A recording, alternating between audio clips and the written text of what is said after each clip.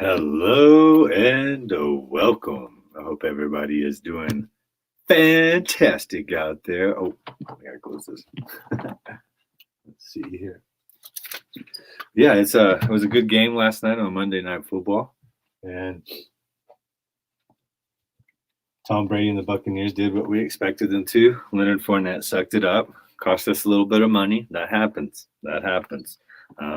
Ronald Jones came back and had a game, had a touchdown. Who saw that coming? That like his odds are plus 400, I think, plus 300 to get a touchdown. He just wasn't there lately. That's football in a nutshell, man. That's football in a nutshell. What you think's going to happen will happen, but the way you think it's going to happen may not.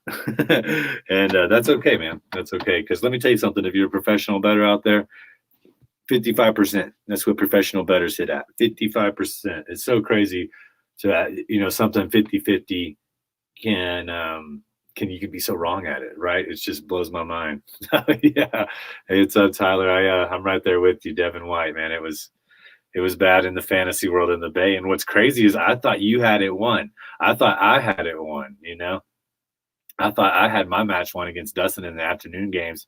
Chris Boswell comes back and has a heck of a game. Ronald Jones, yeah, he did you dirty. I'm sorry about that, my friend. But it was a rough game. Let's get back to recapping it and let's get it out of the way because I didn't get what I needed either.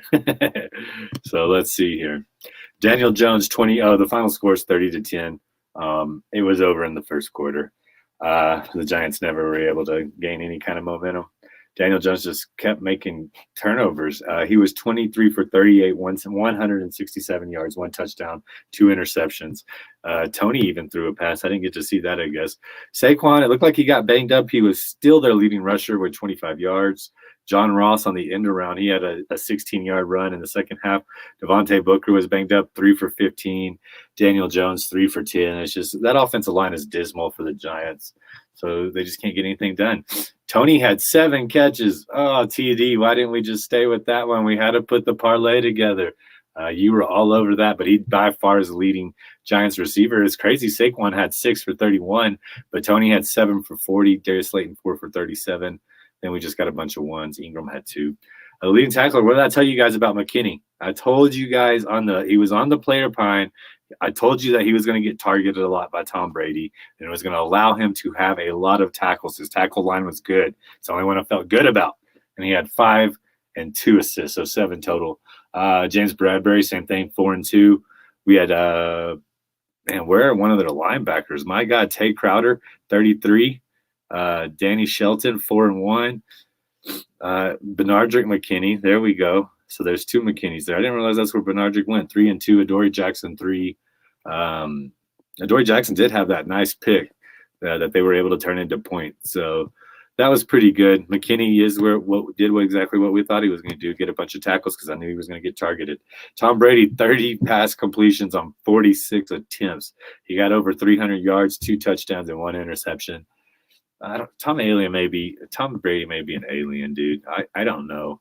He's 44. He just gets underneath. He just drives me crazy. I just want to take my mom and dad. I love you guys. Talk to you tomorrow. Like, I don't know why. I should love him, right? I should be like so happy that he's a good guy and he does all the right things. And I just I can't stand him.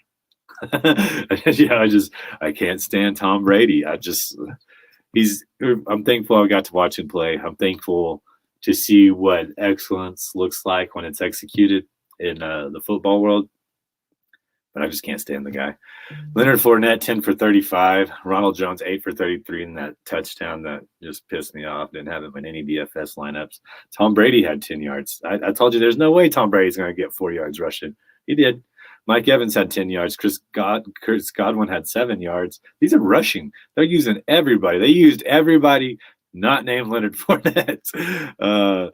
Receiving 6 for 73 and a touchdown, Mike Evans. I believe it was a career game or a record-breaking game for Mike Evans. He's so good. People doubt him, and he just produces every freaking year. 6 catches, 73 yards, 1 touchdown, led the team. Rob Gronkowski, 6 catches, 71 yards. Chris Godwin, 6 catches, 65 and a touchdown. Leonard Fournette, 6 catches and 39 yards. Lenny, man, he is good for his – they throw to him a lot. Tom Brady, Think about all those running backs Tom Brady's had that he's checked down to throughout his career, and start putting Leonard Fournette in that category too, because he does. Cameron Bate 2 for 27, OJ Howard 1 for 10, Rashard Perryman 1 for 10.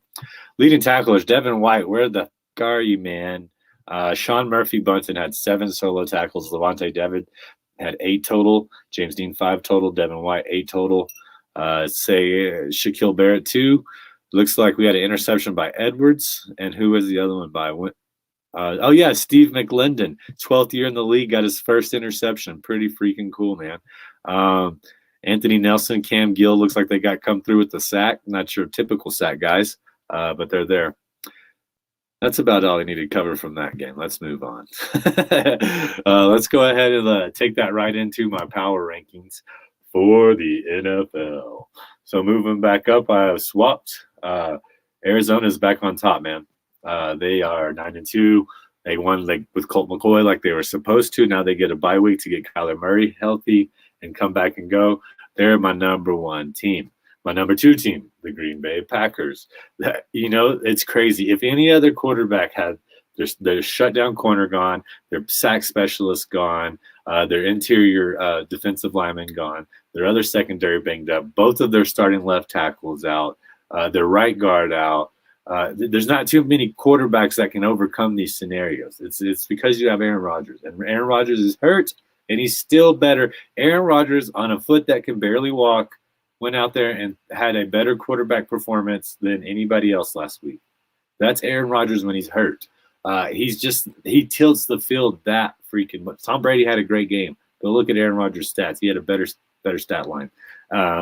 It doesn't matter if he's hurt, as long as he's in the lineup. He tilts the field so stinking much, man. AJ Dillon got shut down. The Vikings were playing really good. The Packers are still my number 2 team in my power rankings. Moving up, I got Kansas City. I told you guys I didn't have Tennessee in my top 5. I got a little bit of gruff for that. That's okay. These are my power rankings. If you don't like them, that's fine. I had Kansas City in my power rankings. Some people didn't like that. That's fine. You know what? So they did move up to number 3 this week. I think they're back, dude. They won 4 in a row. Say what you want. They won 4 in a row. They're atop a very competitive division with no losing records. And it's Patrick freaking Mahomes, man. Really, it's the defense. When the defense plays good, Patrick Mahomes plays good. I've really noticed that.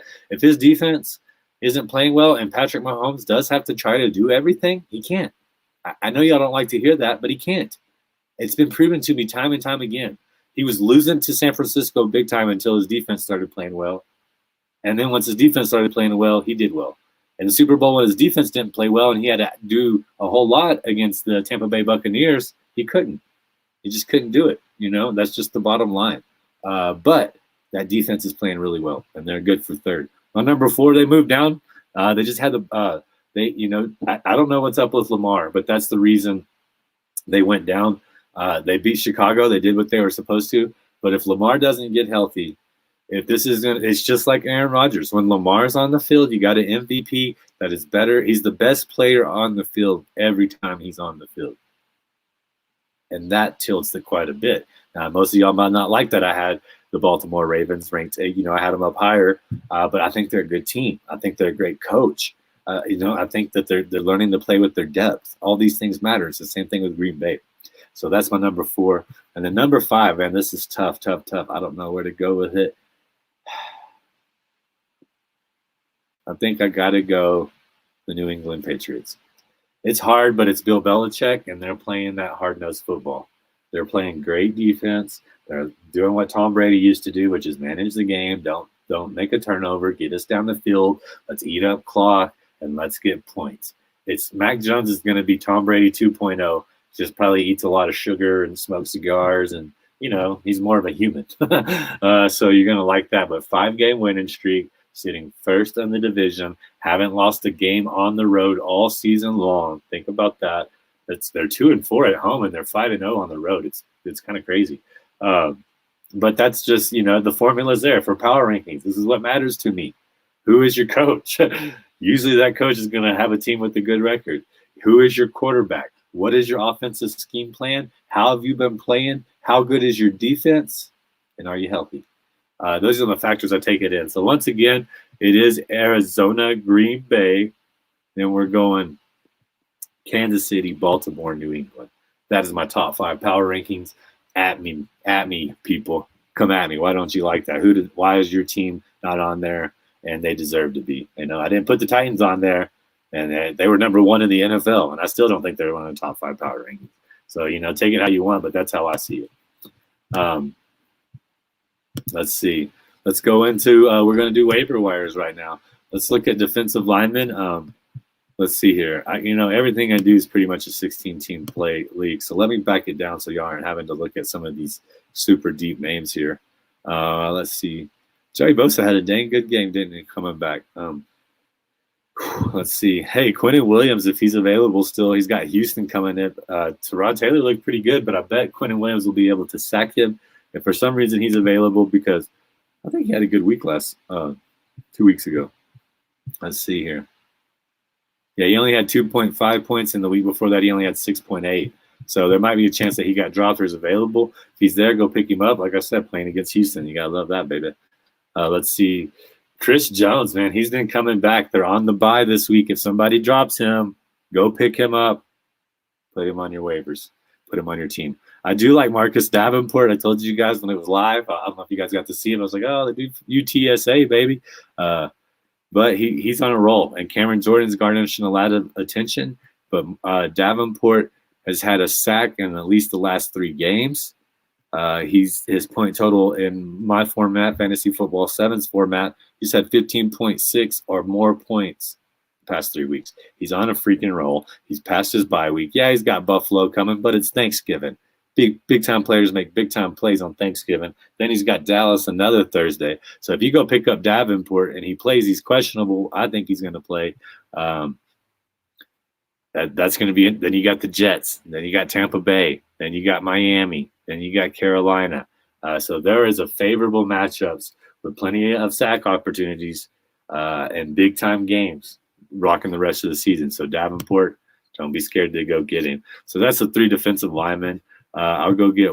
But you know what? If Greg Rizzo's there, he's playing on Thursday Night Football too. The Bills need a big game. He's available, and where I'm looking at, that's a Buffalo Bills. Greg Rizzo. He's been off a little bit, but if you want a Thursday Thanksgiving defensive lineman, don't be scared to go pick up Greg Rizzo. All right, let's look at the linebackers. Man, Roquan's back on top. What a stud! He had like 14 tackles before halftime. Man, just doing the dang thing. Let's see who we got here. Ooh, Matt Judon versus Tennessee. Ryan Tannehill's he's going to get hit. That's a good matchup if you like that one. Let's see who else we got here. Demario Davis only had 1 tackle last week. I don't know what's up with that, but keep an eye on that. Kaiser White against Denver, divisional matchup. It's going to be a good game. I bet they're going to try to control the clock with Melvin Gordon. And Kaiser White is a linebacker for the Chargers, and he'll probably see a lot of him in his former team. Let's see what else we got over here. C.J. Mosley's questionable. Keep an eye on that. Robert Quinn came back with the vengeance.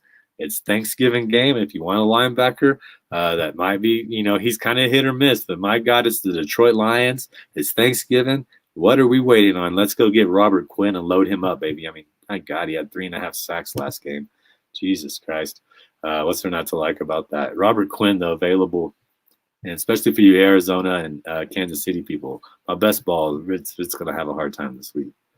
Let's see here. Anthony freaking Walker. I've been talking about him. We put him on the player pine. Big Amo and I are like, we got to start building up Anthony Walker more. Yeah, we do. That dude's a freaking stud. I told you guys he's had 8 or more tackles and now 6 out of the last 7 games. What are you waiting on? You got Baltimore, Sunday night freaking football. It's going to be a good dang game, and they're going to hand it to Freeman. I expect Lamar to be back, and then they're going to come into the bye week. So, you don't worry about that. Sometimes people are like, well, you want to get past people with a bye week, and you do. But if you're sitting like right there middle of the pack, 1 game out of the playoffs, 1 game just barely in the playoffs, you got to focus on the weeks. You can't worry about week 15 if you're not going to be playing in it. All right, it's just the bottom line. Quincy Williams came back and had a game. Brother of Quinnen Williams, I had him. I dropped him. Looks like back for that. Excuse me. Oh, that was a mouthful. Let's see what else we have here. Joe Sherbert against Cincinnati. Joe Mixon has been running the ball like a madman, dude. So don't be scared to pick him up if you need a deep scoop for one of your leagues. So that's it for the linebackers. And then let's get here to the DBs. Man, Derwin's playing out of this world. I had him as my keeper, but he had to be down, so I had to take it out. Darius Slay, man, available. He's probably still available, but he's in the concussion protocol. Let's keep an eye on that. It is a Giants. Daniel Jones throws a lot of interceptions, so if he's available, go get him, my friends. Let's see who else we got. J.C. Jackson, Tennessee. I think the Patriots are going to just steamroll them, man. So be prepared for that. Anthony Brown, I've already told you guys about. Let's see here. Xavier McKinney, I told you guys that he was going to get targeted. Like I said, he was. He's available. Logan Ryan will be coming back, but Xavier McKinney will still be getting targeted. So don't be hesitant to go snag him. Let's see what I can get for you on Thursday, man. Is there a good DB playing Thursday? Dear God. What's going on here? Let's see. Mika Fitzpatrick. If somebody dropped him, don't be scared to go get him. Kareem Jackson, questionable. I do like him versus the Chargers if you need a good DB in the back. Oh, yeah, Micah Hyde, man. New Orleans. Trevor Siemian. Let's see if we can get some Thanksgiving interception action. Micah Hyde, if he's available, don't be hesitant to go out there and get him. I think that might be a good scoop. All right, guys, that's going to wrap up the show today. I really appreciate you all being here. It was a lot of fun. I enjoy the live stream shows. Don't forget to go to Iggy's Fantasy and Betting. You can listen to the podcast there 5 days a week. We will be doing a Thanksgiving show. I told you I'm not going anywhere. I'm making a show 5 days a week until the new year, and we might do something a little different. But Iggy's Fantasy and Betting is where you can find it, or you can just subscribe on your favorite platform. If you're watching on YouTube, just click that subscribe button for me, man. We're trying to get that up there. Get over 1,000, start doing what we're supposed to do. And also, you can just check us out on Facebook, Twitter, Instagram, all those places. Hit me up. You want to talk bets? You want to talk your fantasy? I'm all for it, man. It's a lot of fun for me to do that. I kind of like looking at people's leagues. That's why I like writing games of the weeks. It lets me look at the league, see where the players are at, see how people have built their team. That's pretty fun to me, man. So if you got some questions about your fantasy, let's do it. You got some questions about live betting, let's do it. I talked to somebody about Tony last night. We went for the max bet on it. It was Tony over 6 catches, and I hit, and that's pretty fun. So, like I said, it's Iggy's Fantasy and Betting. Hit me up with anything you want to talk about, fantasy or betting. I do football and basketball, so it's a lot of fun. All right, guys, take care, and I'll talk to you soon. Peace.